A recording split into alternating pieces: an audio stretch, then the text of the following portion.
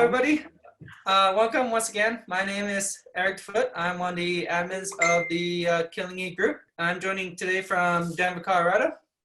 And I'm joining you today co-hosting this with Anastasia Yules. Welcome. Hi, everyone. Thank you so much for joining us today, wherever you are. My name is Anastasia Yules from Indonesia. I'm one of the admins of this wonderful Killing Eve Facebook group. So today is a very, very special day, not only because we have the honor to host another Q&A session, but also because we have the one and only Luke Jennings here with us today. Very exciting. So just a little bio for Luke Jennings. So Luke Jennings was trained as a dancer and went to Rambert School. As a journalist, he has written for Vanity Fair and also The New Yorker. He was a dance critic for The Observer and also wrote dance-related articles for Time. He published a number of books such as Atlantic, Beauty Story, Blood Knots of Fathers, Friendship, and Fishing. And between 2014 to 2016, he published 4 novellas, which led to the creation of the first book, Codename Villanelle, which also eventually became the basis of the TV series Killing Eve, which we all love and a little obsessed with. So without any further ado, let's welcome him, Luke Jennings.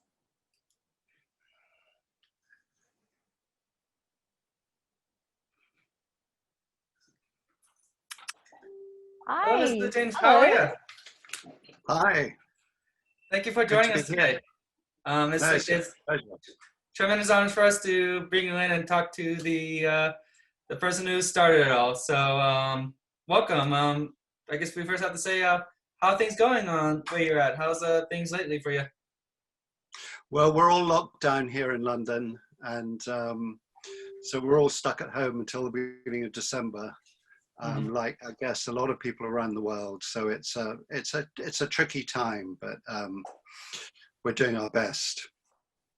So all right. So no further ado, we'll go ahead and start with the first question for you. So I'd just like to start out saying, with the Killing Eve books, how is it like to kind of reinvent like the kind of spy thriller genre? Because for so long we had this typical male lead, female lead, kind of like James Bond. So how was it like initially starting, coming up with your books? How was the initial feedback? And, with this, how you changed it to now being like having like 2 female leads, being completely independent, but also strong will. So how was it like to just kind of initially reinvent this? Because honestly, I don't recall seeing like books kind of like this, but then now exploding to what the books have really become. So how is it like to kind of like, just like, in my opinion, just kind of like reinvent it?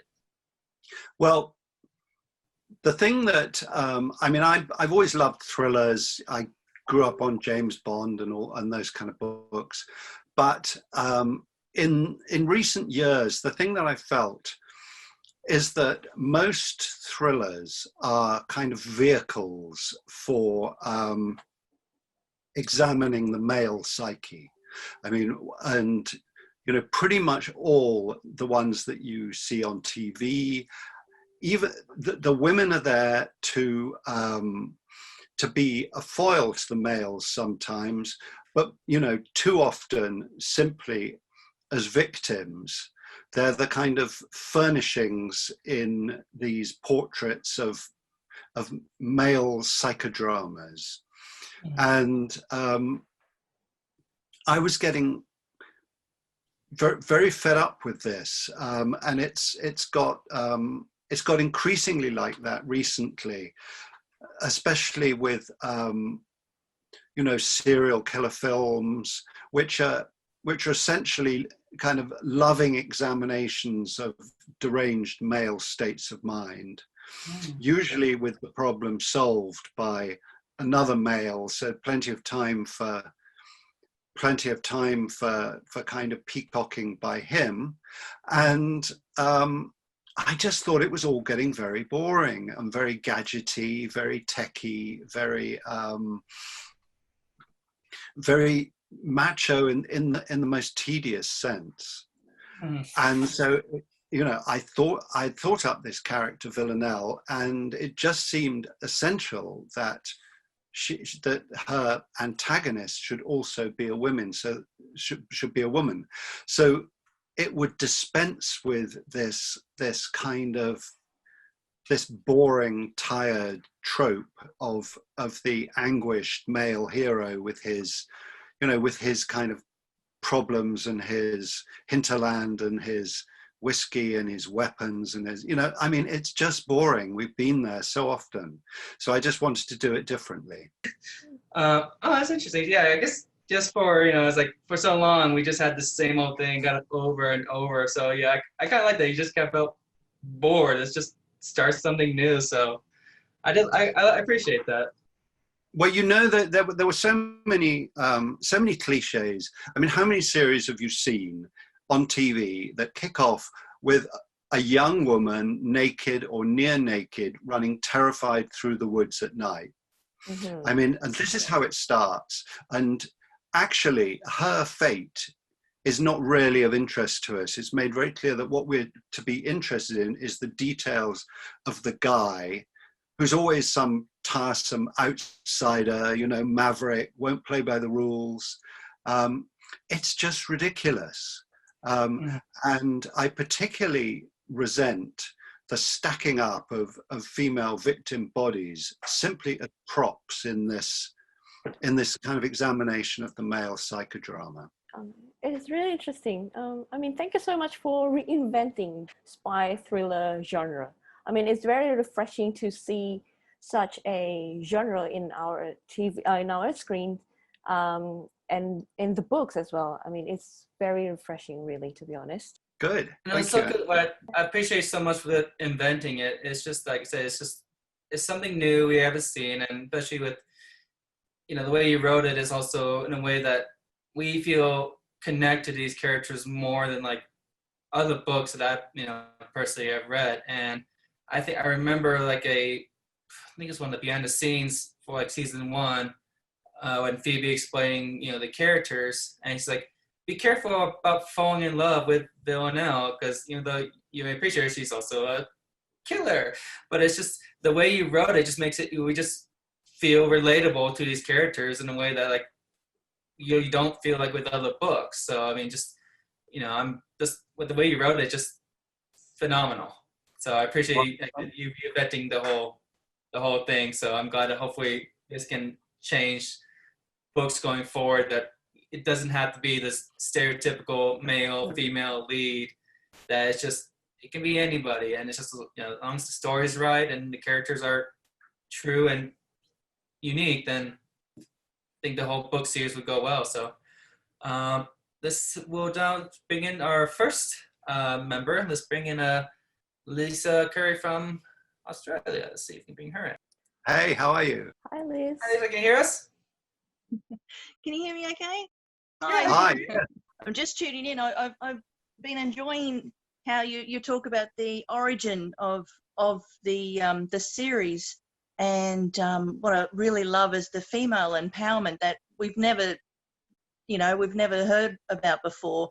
It's always been a case of the female has to be a damsel in distress, or they just pump her up too much that no one can relate to her, no one really likes her or anything like that. So it's a really fresh perspective that from Villanelle, she's going to do what she wants, and she's not going to even ask for permission. She's not going to give a damn what anyone's saying about her and that.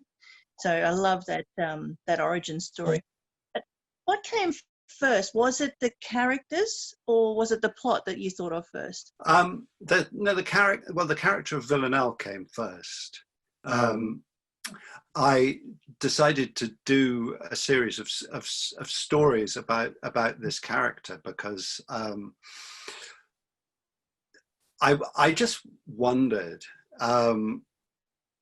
we all, but there's that old thing that people say, if you could press a button and someone on the other side of the world would just cease to exist, but you would never know anything about it, and in return you could have everything you want, would you do it? And of course we wouldn't do it, but I just thought, what would happen if somebody who thinks, well, yeah, that's quite a good deal, I will do it.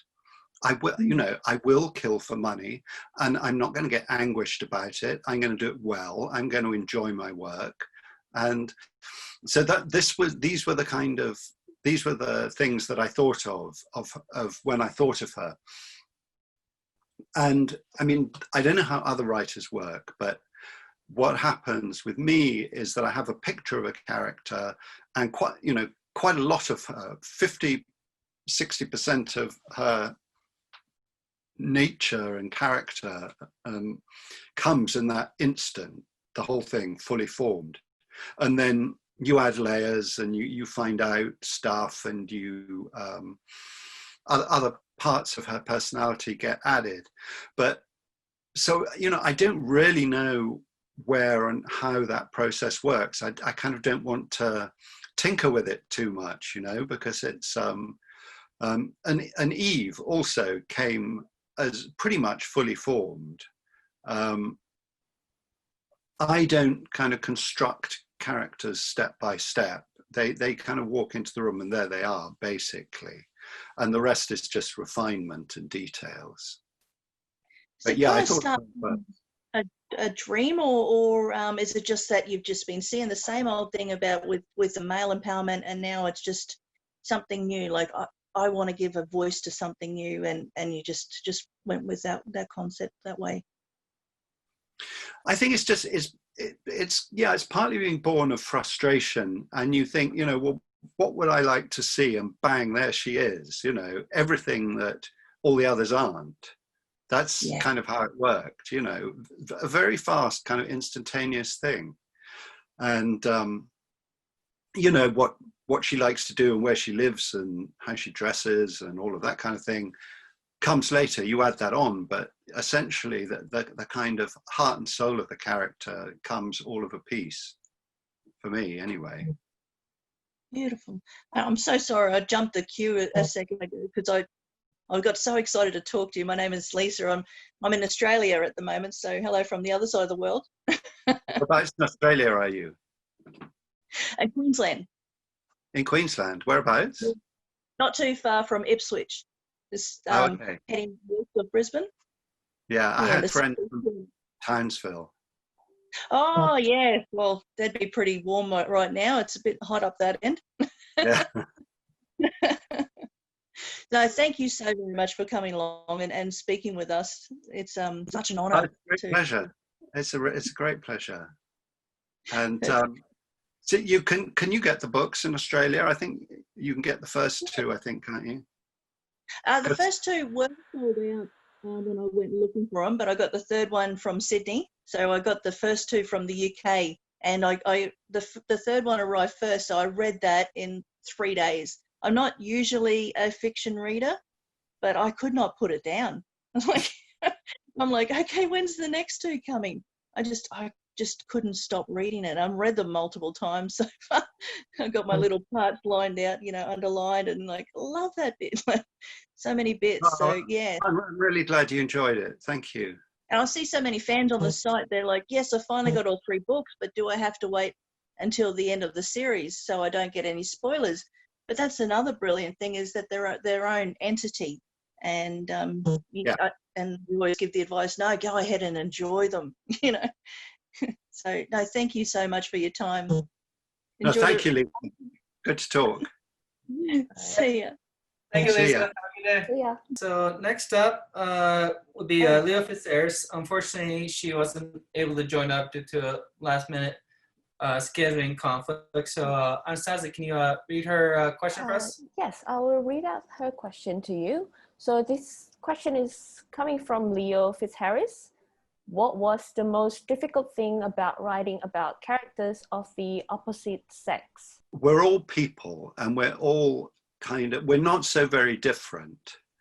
And as a novelist, the thing that I enjoy is getting outside myself and not writing about people like me, writing about men and women who are as different from me as possible. That's the fun you can have as a novelist. And so, you know, in many ways, I found Eve and Villanelle easier to write than Richard, for example.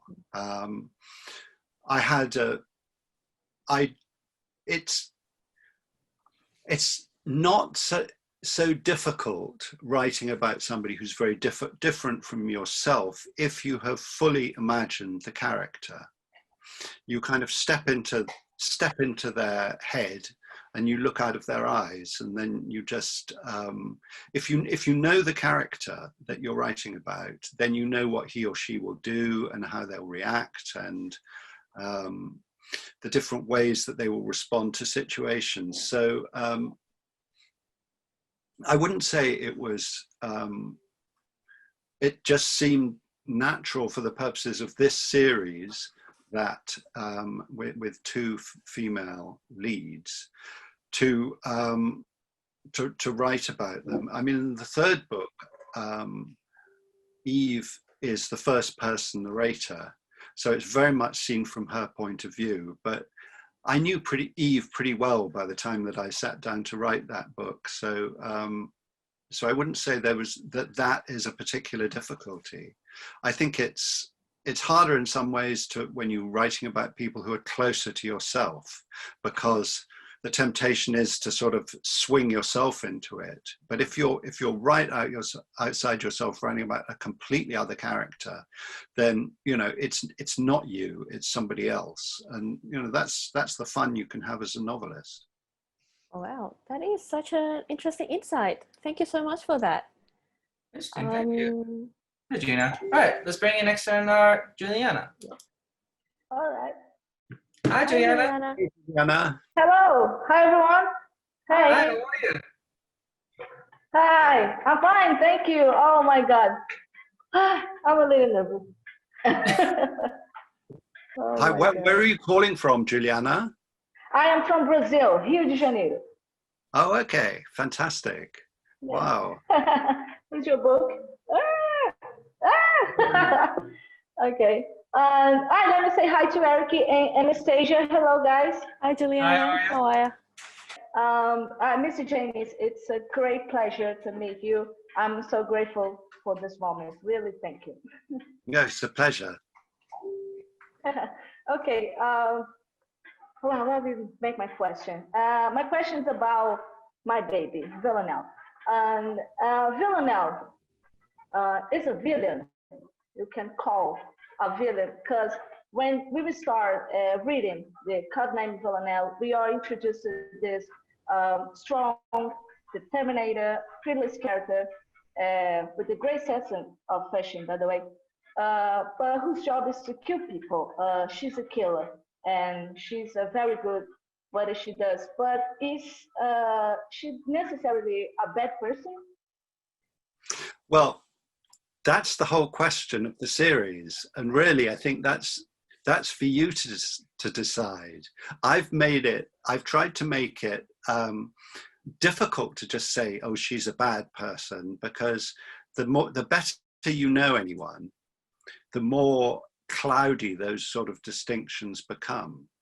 I mean, yes, she is a psychopath. She kills people. She's a murderer.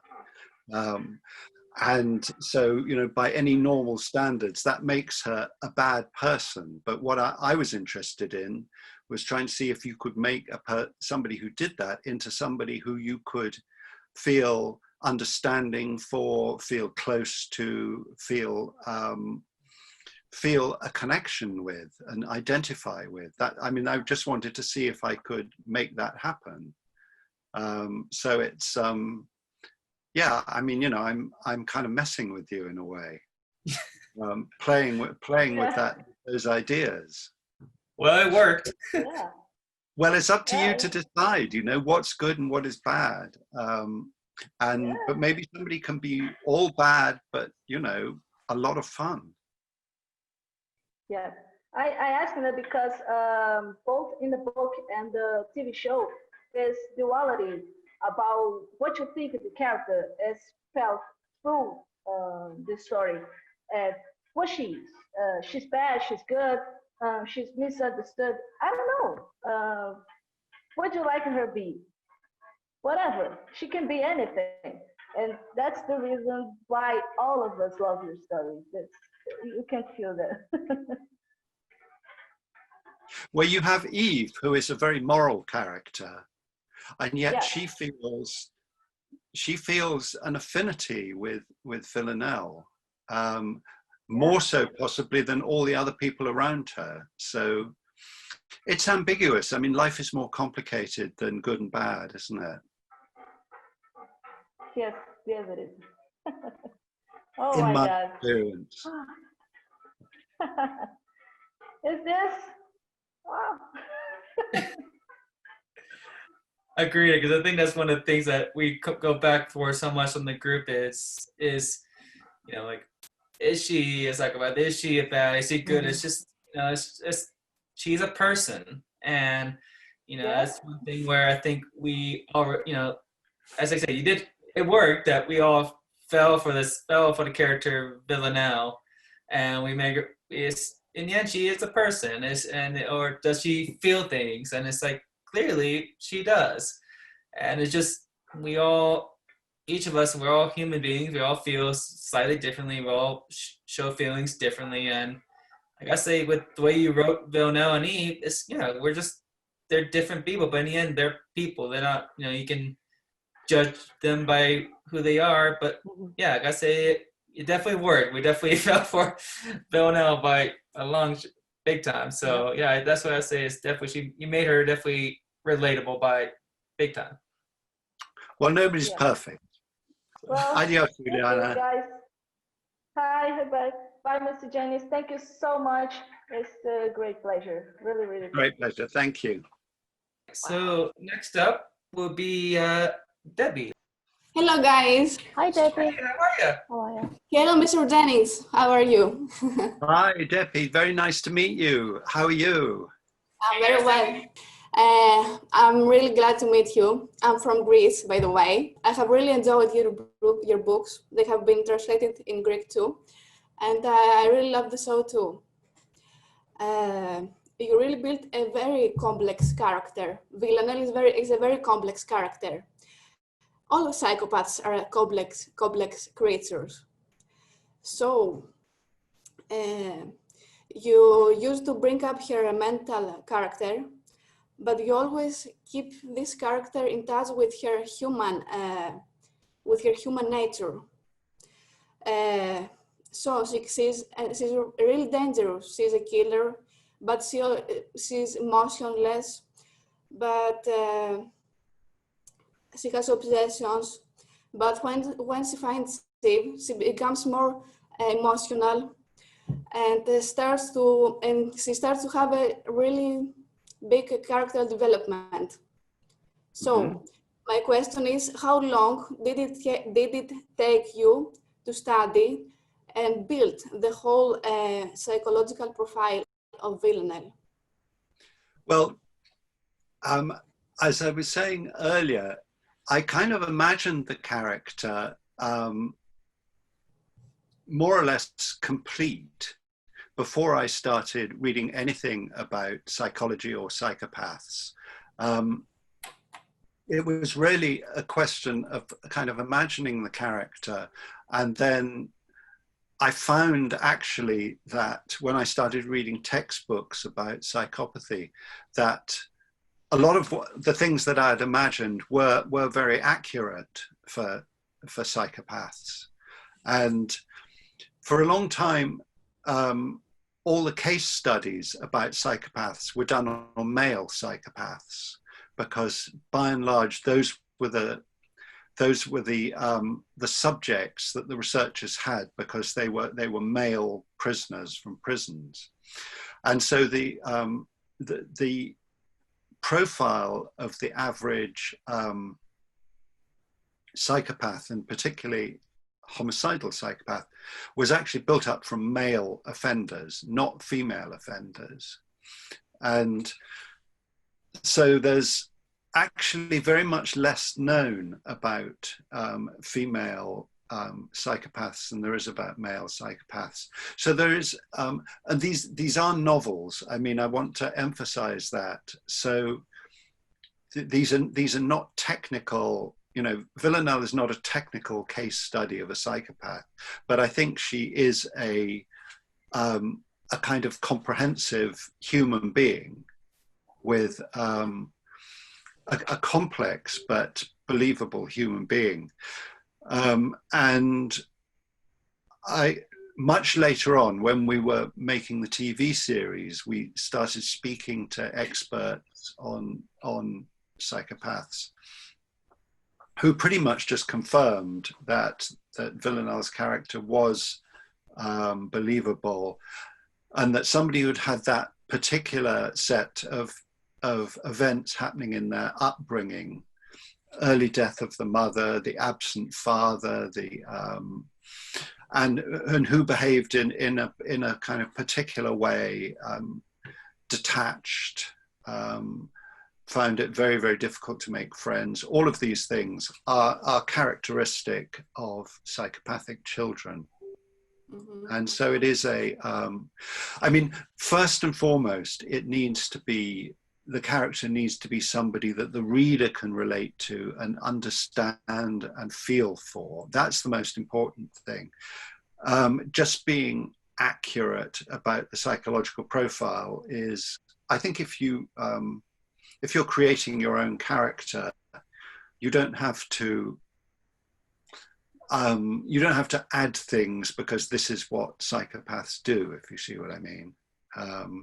I just imagined this child going through this upbringing, and this is how she ends up.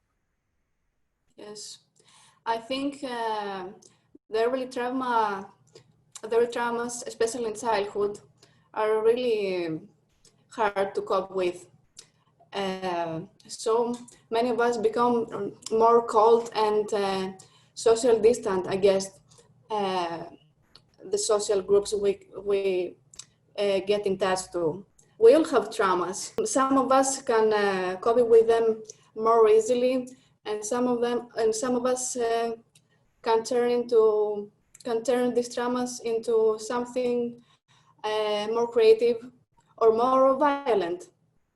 So I think Villanelle has done many of these things.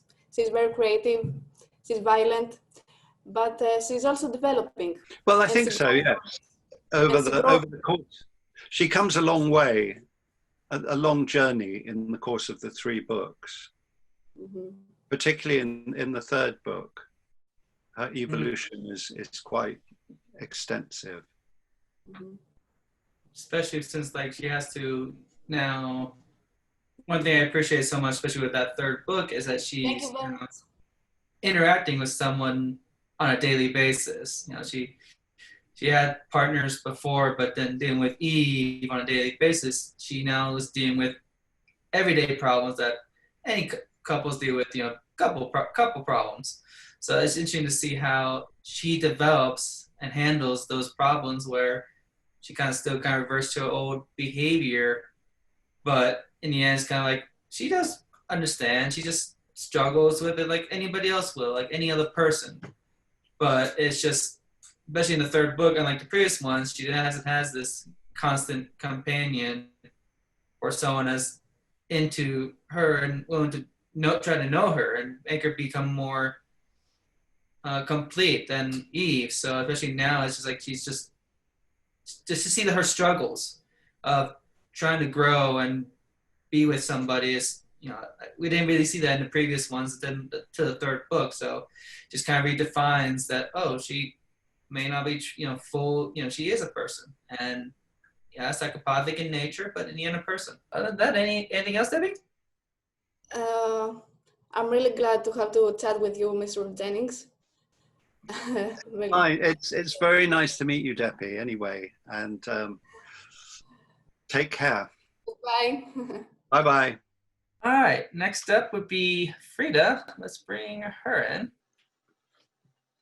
Hi, Frida, can you hear us? Oh, yes, can you hear me? Yes.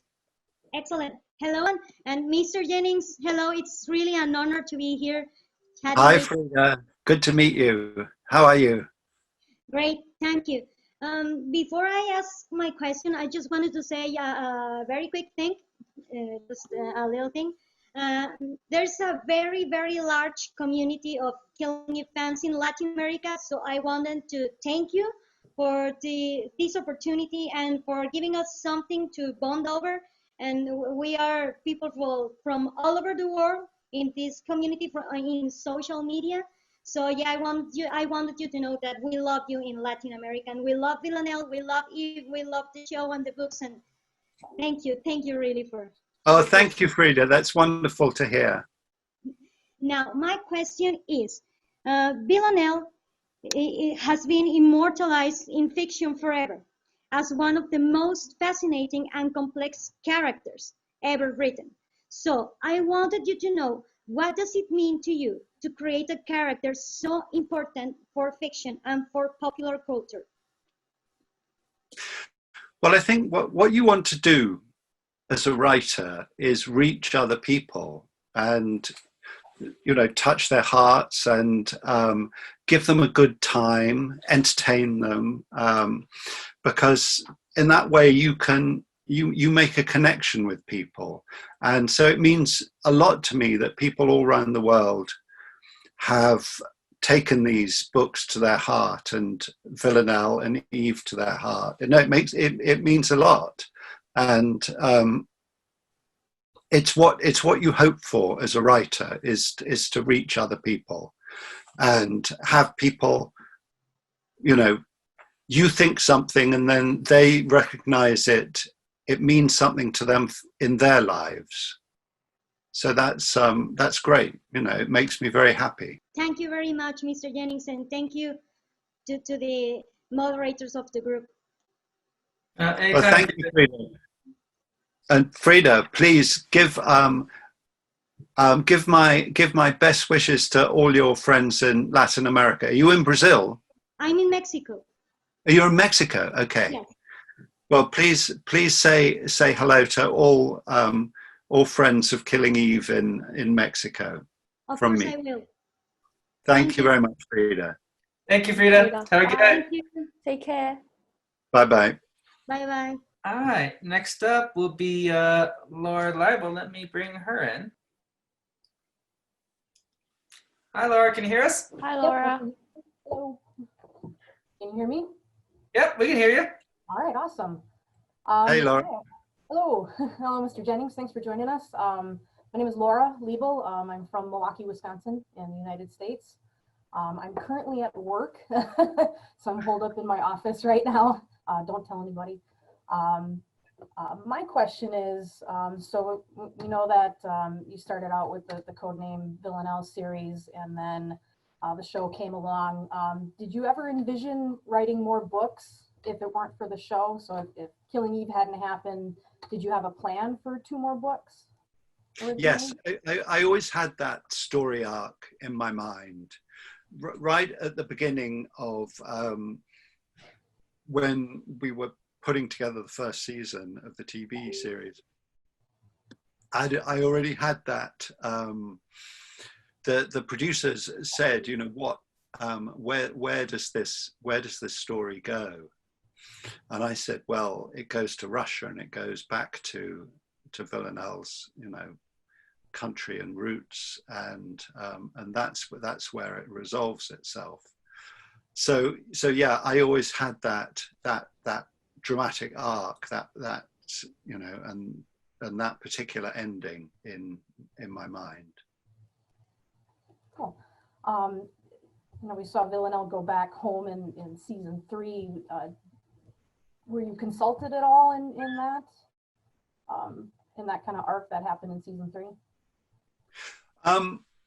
Well, it's essentially what happens is that there's a new writer for each season, and at the beginning of the season, it was not so much with series 2. Series 2 was written in a great hurry, because what happened, series 2 was commissioned when series 1 was running, and so there was a very short time in which the whole thing had to be put together.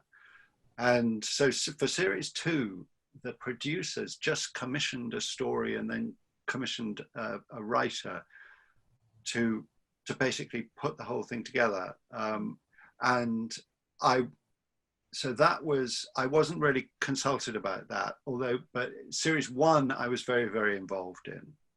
And then series 3, I talked to the writers a lot beforehand, and as I've talked to the writers for series 4, who were some of the same people, in fact.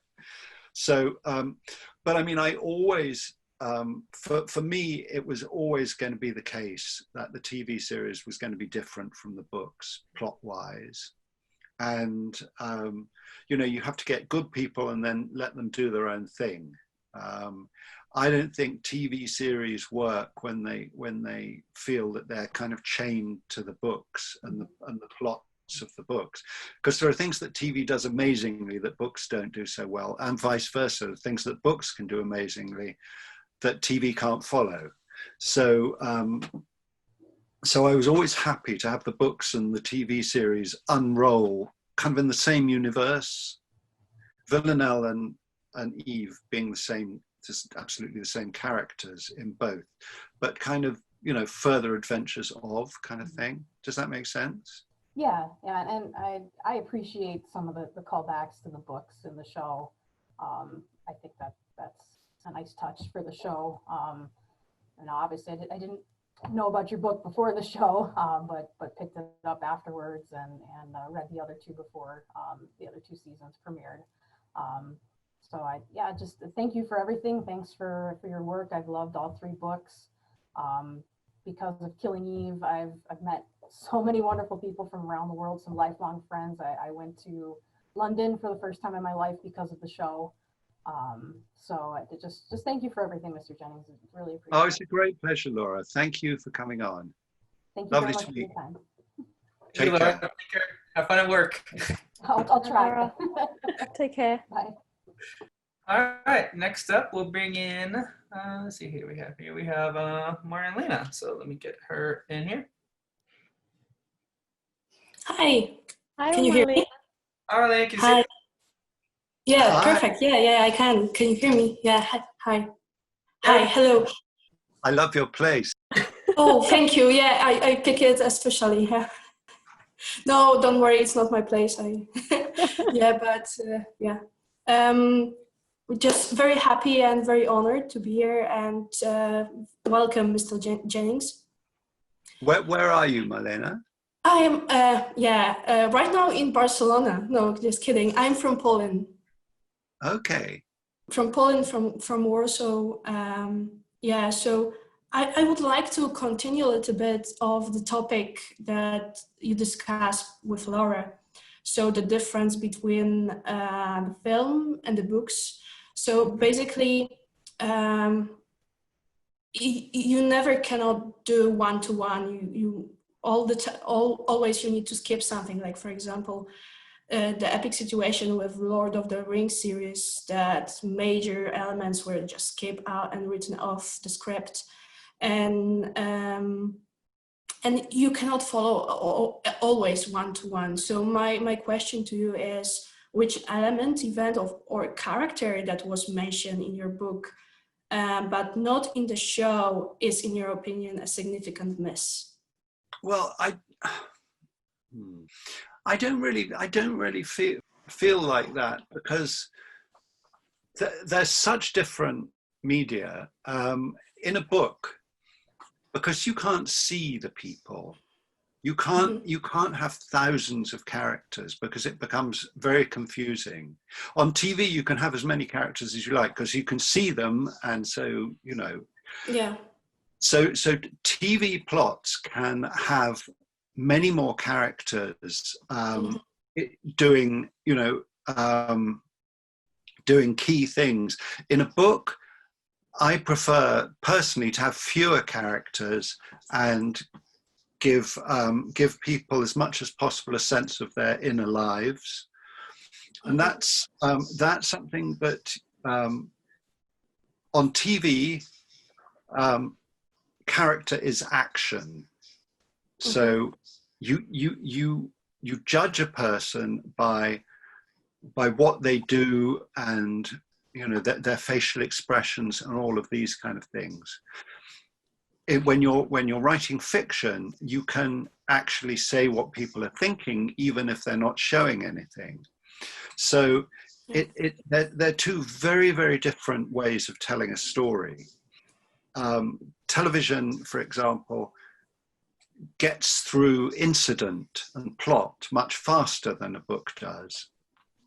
Because in a book, you have to build the scene up so that you carry people with you through a scene. They know where they are, they know who the people are, they can envisage things. So that's quite a sort of slow process. On TV, wham, wham, wham, you know, things got to happen, things got to happen, things got to happen. So it chews through plot much faster than fiction does. And the other thing about TV is that because it's commissioned series by series, you have to the writers of the series somehow have to kind of keep the story going and leave it open for no one knows how many seasons there will be, and so it's always open-ended. Whereas writing the books, I knew exactly where I was going from the beginning to the end. And so I had an arc plotted and ready. Mm-hmm. So it's, you know, it's so different. In TV, they don't, the TV writers read the books, but they don't necessarily want to take the story too far ahead, because nobody knows how much further it's going for. There are two ways of writing TV series. One is you get the same people do the whole thing, and the other is that each season you change. And with Killing Eve, the decision was taken that there would be a new writing team for each season, and that's how it works. Yeah, indeed, you can feel the differences between the season, and I think also that the third season, of course there are different opinions and views for each season. Some people says that this season was like poorly written or good, well written. Like everyone, they have their own opinions, but I especially, like personally, I really like the third season because it's a little bit, like for me, totally different. You can focus indeed on the development of the character, of their inside changes and how they grew and how they move around. So yeah, indeed. Well, remember when we were working on that first season, we had a lot of time to do it. Phoebe and I had 18 months to talk about all of this before a word was written. So it was very luxurious, but nobody thought that it would necessarily go beyond this first season. We didn't know there was going to be a second season. So that first season uses up quite a lot of material from the books. But then nobody knew, are there going to be 4 series? Are there going to be 10? Is that just going to be 1? You know, so it's, so TV writing is a very different kind of science, really, than fiction in that way. Okay, thank you very much, and again, very honored to be here, and thank you for your work. And it's a great pleasure. Enjoy Barcelona. I will. Thank you very much. Bye bye. All right, next up, let's bring in, let's see, Essie. See if she's available. Can you hear us, Essie? Oh, there you are. Hello. Hey. Hi, how are you? Hello. Fine. Hello, Mr. Jennings. How are you? Hi, nice to meet you. You too. I just really quickly, I'm gonna follow up what Frida said a little earlier. You have a really big fan base here in Latin America. Actually, that's the way how we know each other, Frida and me, because of the books. So I think that's a great thing about this fan base, you know, that you could make this friendship and connections and all that kind of stuff. So thank you for that. So my question is a little bit more related to Jodie and Sandra. Is about how do you think they as actors are doing justice to the character you wrote, you know, to Eve and Villanelle? What do you think they bring to these characters? Well, Jodie she's a very smart actress, and when she did the screen test in Los Angeles for the role, for the screen test she did the psych evaluation where she wears the pink dress, you know, in season 1. And Yeah. of course there were no costumes at that point. She just did it in her own clothes and everything, but she had kind of thought about this character a lot, and what the voice would be, and how she would use her eyes and all of these kind of things. And essentially what you see now in the show, she had she worked the whole thing out. She had it there then, right from the beginning. And it's great to have somebody who really understands a character that you've created. And you know, you can't make somebody figure a character out. Sometimes actors get it, sometimes they just imagine them differently and do them differently. But Villanelle was, as I imagined her, was exactly as Jodie does her. So that's very gratifying. I didn't imagine Eve to look like Sandra. In the books, she was, you know, she's English, and Sandra is Korean Canadian, but really it's less important what people look like than the way that she understood the character. And it's very subtle what she does, but it's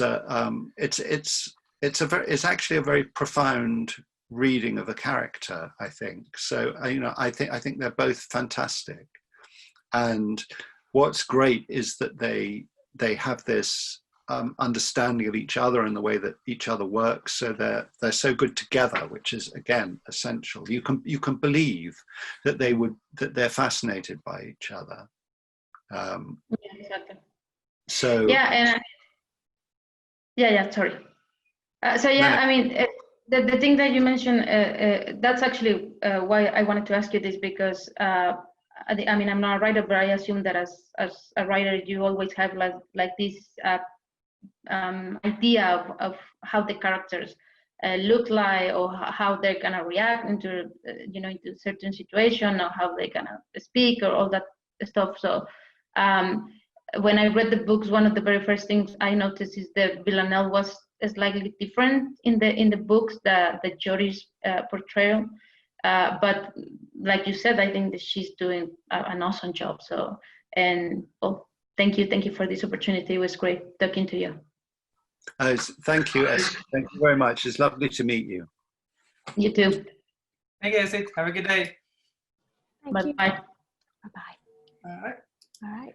So I'm going to read out a question from one of our admins, Mariana. It's related to Essie's question, actually. So in the books, there's no age gap between Eve and Oxana, but in the TV show, Eve is much older. Do you think that changes anything in their relationship at all? Well, I don't think of Eve being a particular age. I mean, she's, I think, 30 in the books, and Villanelle, when the books start, is 25, I think.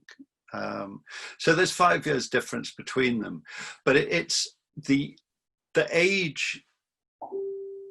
The age difference is much less important than really who they are. They're such different people that the fact that they're different ages, they could almost kind of swap ages and still be, I mean, Jodie is 25, 26, Sandra is 47, but in neither case is their age really kind of significant to the playing of the role, I don't think.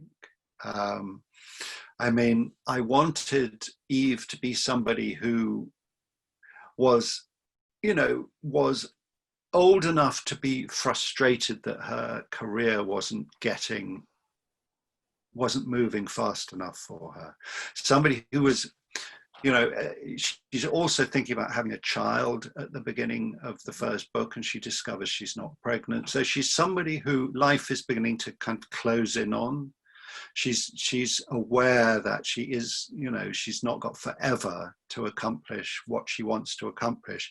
So there's a kind of urgency about her and her determination to find something more interesting than her work actually offers her. And then she becomes aware of Villanelle and recognizes somehow that something about this person is going to move her life into new places. So it's these kind of character distinctions that are more important. And most of the people that were tested for the role of Eve were younger than Sandra, but Phoebe and I were very, very keen on the idea of Sandra right from the beginning, because she's an actor who has no vanity. She doesn't mind, you know, looking crumpled up and a mess, upset. And she's also incredibly funny. She's the character needed somebody who you know had that wit, who was funny. Eve is funny, you know. She's and the whole thing collapses if Eve is not funny, and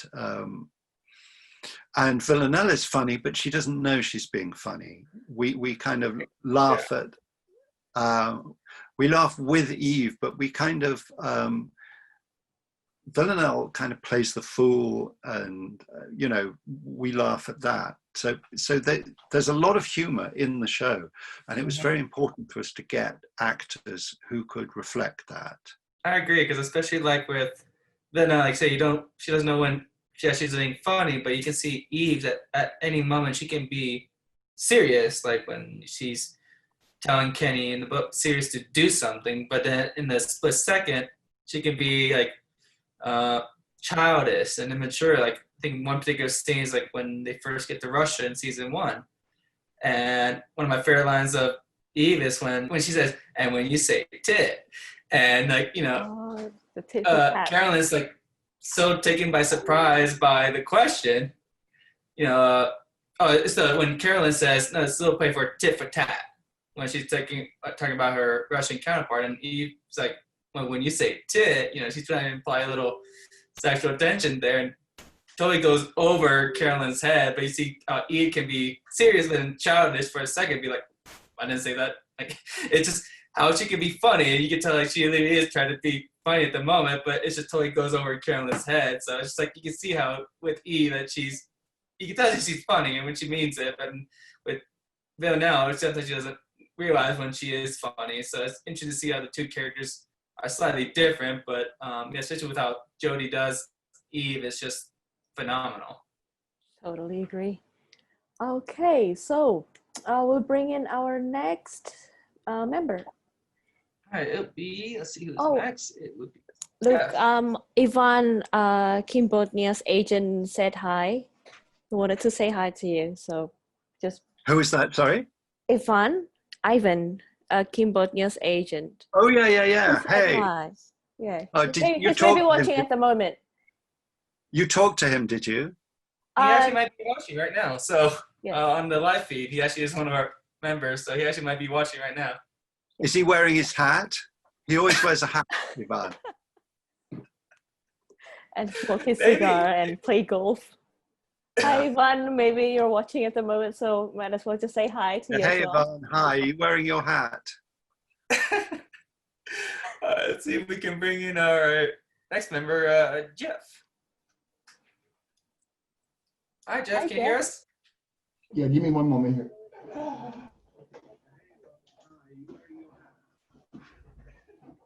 Yeah, that might be good. Hi, can you hear us? Yes, I can. Hi, welcome.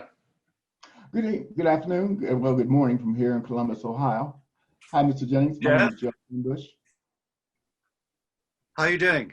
I'm fine, sir. How about yourself? Good, thank you. Yeah. Okay, let me ask you a question, Mr. Jennings. This is following up on some things that others have already mentioned about the disparity between book and television show. Mm-hmm. Okay, you had great chemistry with Phoebe Waller-Bridge in bringing your codename Villanelle creations Life is Killing Eve. Have you maintained that chemistry with Phoebe replacement writers like Emerald Fennell, Suzanne Heathcote, and now Laura Neal, or are you more of a silent partner? Well, I guess what happens is at the beginning of each season, I meet the writing team and we kind of talk about where the series might go and the various characters, what their arcs might be, and usual kind of writers' room stuff. That didn't happen on the second series with Emerald because there was a great shortage of time for that. Emerald had to essentially go away and write that whole thing. I mean, I met her and we talked and all of that, but I didn't really have any input into series 2. And with Laura Neal and with Suzanne Heathcote, yeah, I talk to them quite a lot, and we meet and I meet their teams, and we kind of talk. As I said, we talk about the themes and the way that everything's going to go.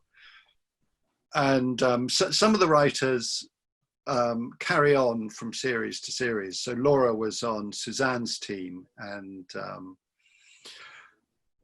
but I very much kind of believe that that once the teams are made up and the showrunner is kind of in place for the season, that they need to go and do their thing. I mean, apart from that, in each case, I've been busy writing the books while they've been writing the respective seasons. So I'm in touch, and they ring up, and there's often, because I've researched stuff for the book, I can help with technical stuff, or but I don't want to be a pain in the ass. I don't want to be kind of riding them while they're doing this stuff. So get a good team, trust them, let them do it is the way that I see it. That sounds wise. There's sometimes that push and pull between what the writer has envisioned and what actually gets onto the screen, on television screen. With the pandemic delay of season 4, is that going to maybe be a positive in some way, because it can give them, the writers and maybe yourself, more chance to discuss matters, bounce ideas off each other? Well, I think the thing for season 4 is written. It's the team has written it, but obviously it's because one of the things that the show offers is visits to multiple locations, usually in Europe. Of course that's not possible. We can't move a big crew about in that kind of way, and so we're just keeping our fingers crossed and hoping that early next year all of that's going to be possible. But it is written. Laura's team have finished writing it. Are you a writer yourself, Jeff? Yes, sir, I am, but I'm more of a nonfiction like you. I'm a journalist, and I'm just starting to move into writing more fiction. But you're living the dream of every writer. You're seeing your visions come to life, and that's got to be a thrill and a half for you, I'm sure. Well, Jeff, I count myself incredibly lucky, that this happened. And I mean, I was a journalist for decades and writing fiction alongside that, and I just guess you just got to keep trying to do your best work and hope that luck slides into place and the thing lands on the right desk at the right time. There's so much that we can't control in all of this. Well, you create a not just some characters. You create a community, and as part of that community, I want to say thank you again, Mr. Jennings, and we'll look forward to what you come up with next. Well, thank you, Jeff. Thank you very much, and good luck with your work. Thank you, sir. Thank you so much, Jeff. Have a great Thanks, day. Jeff. Bye. Take care. All right. So just before we bring the last person in, there's a question that I want to read out from Nick, one of our admins. So the question is, what were the key challenges you faced when writing your last book, knowing that you have a huge hit TV show? Were you under great pressure? I think the answer is not really. I knew what I wanted to write, and by the time that I was writing book 3, you know, I knew these characters very well, and I was confident of how they behaved, and I also knew that people were behind them, that people loved them and cared about them. So I knew the job that I had to do, and I knew where it was going, and so I didn't feel pressurized by the show, and because I'm thrilled with the success of the show, but the show is its own thing, you know, and I have the books to write, and that's my job. Awesome. Thank you so much. All right. Let's bring in our last member today. Let's bring in Sunny. Yes. Bring her in. Hello. Hi, Hi, Sunny. Sunny. Can you hear us? Hi. How are you? Hi, how are you? Good. Hi, Sunny. Hi. Nice to meet you.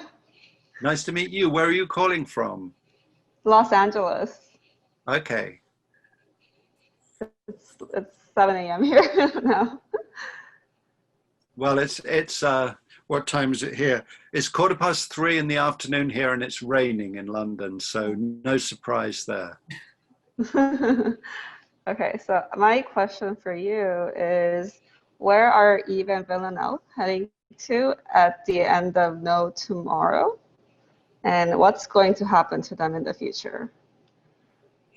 Well, you know, it's difficult to talk about that because I don't want to spoil it for people who haven't read the third book. But, you know, at the moment,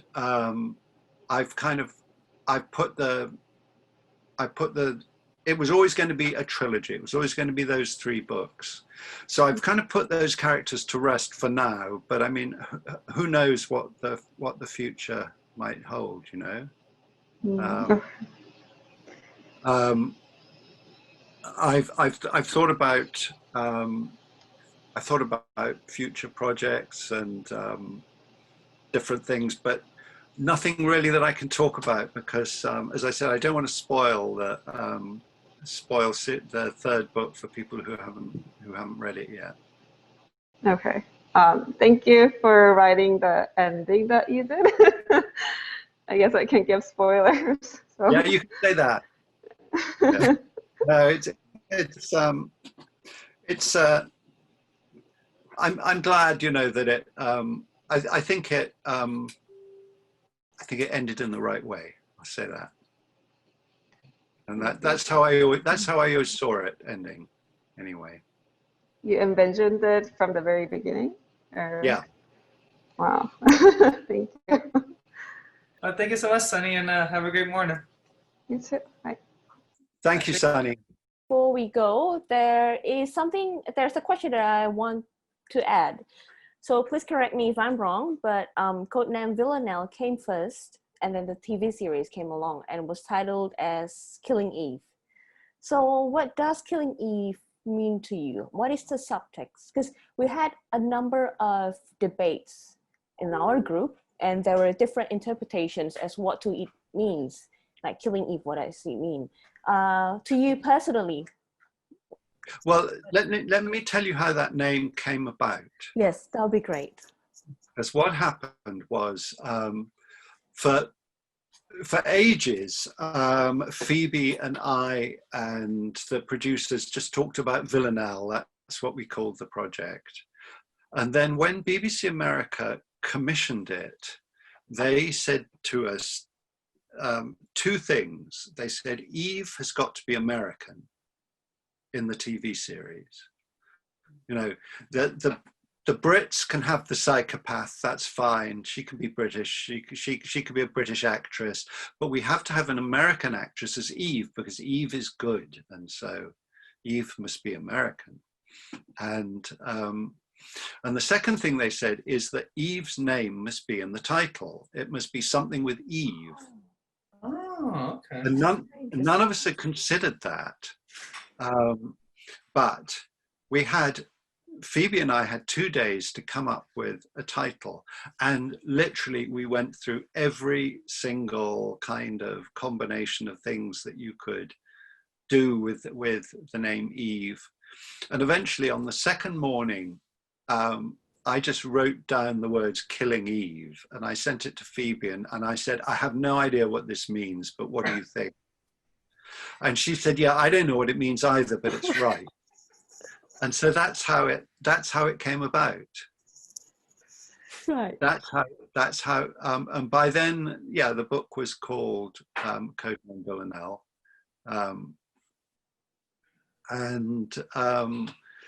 But so it was, and thereafter the TV series was always Killing Eve, and then the book series became called the Killing Eve series. But what Killing Eve actually means, I mean, I don't know, people have got all sorts of theories, but certainly Phoebe and I had no idea. We just thought it sounded right. So Right. I agree, because I think it's for us to leave it, like for us to guess, leave it as an open question, whether it's Eve, you know, some people have said it's Eve killing herself, her old self, her true self, and other variations of discovering her, or, you know, some people thought, oh, it actually is actually killing Eve literally. But I mean, I think just like you said, it's open for interpretation. That is for us as fans to decide what is the subtext, the title. I mean, I think there are things that you have to not define, because they're going to mean different things to different people, and nobody's wrong, you know. But that's, so it was just, it just kind of landed, and we thought, well, that's, whatever it means, that's right. Well, I mean, because let's say that, hearing how it came up, I don't think Phoebe has mentioned that, so it just sounds like Phoebe, and let's just roll with it. And that's what I really liked about her first season, like when she describing how, I was like, I think it was like, even like when they talk about Kenny being Carolyn's son, that was initially planned, but it's like, well, let's just roll with it, and it just came to be. So I like the spontaneousness of you and the other lead writers. Let's just go with it, and it worked out. So I mean, at least we know the right people are in the right places leading the series, and I think we just like that spontaneity and just leaving it open for interpretation. So I mean, I like that. We appreciate that story. That was really insightful. Yes. So otherwise, that concludes our member Q&A. So once again, Mr. Jennings, this was a tremendous honor to have you on here. It's an absolute treat for all of us to see you, talk to the person who started it all. Because obviously you wrote the books, then the books became the series, and based off the series, it became this group. So, and then of course spawned the numerous friendships we made up, the trip to London, which, you know, was themed just visit the places, and of course then the project of the fans that we released that you're able to see. So, you know, we appreciate you to be able to see that, and, you know, that your work has really inspired us, and we really have become obsessed, and we take we appreciate the show so much. And obviously, you know, we know there's the delay for season 4, and it could go on longer, but you know, we wait as long as we need to. I mean, we want the show to be what it is. We don't want them to cut corners. We'll wait years if we have to. It'll be tough for us, but we appreciate that, you know, your work has led to these friendships that will last forever and this group. So on behalf of everybody here, we thank you so much. It's a really great pleasure. It was really fun. Thanks, Eric, and thanks, Anastasia. Thank you so much for your time. And So, real pleasure.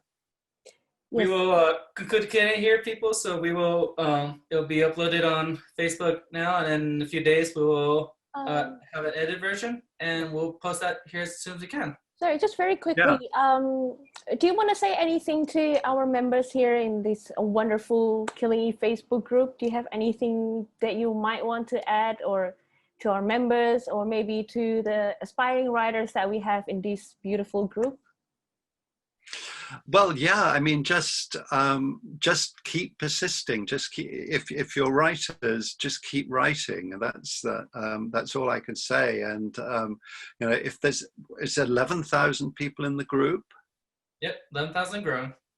That's an amazing. I mean, what a community! What a support network. That's fantastic. Yeah, it does. Awesome. Well, love to you all. Anyway.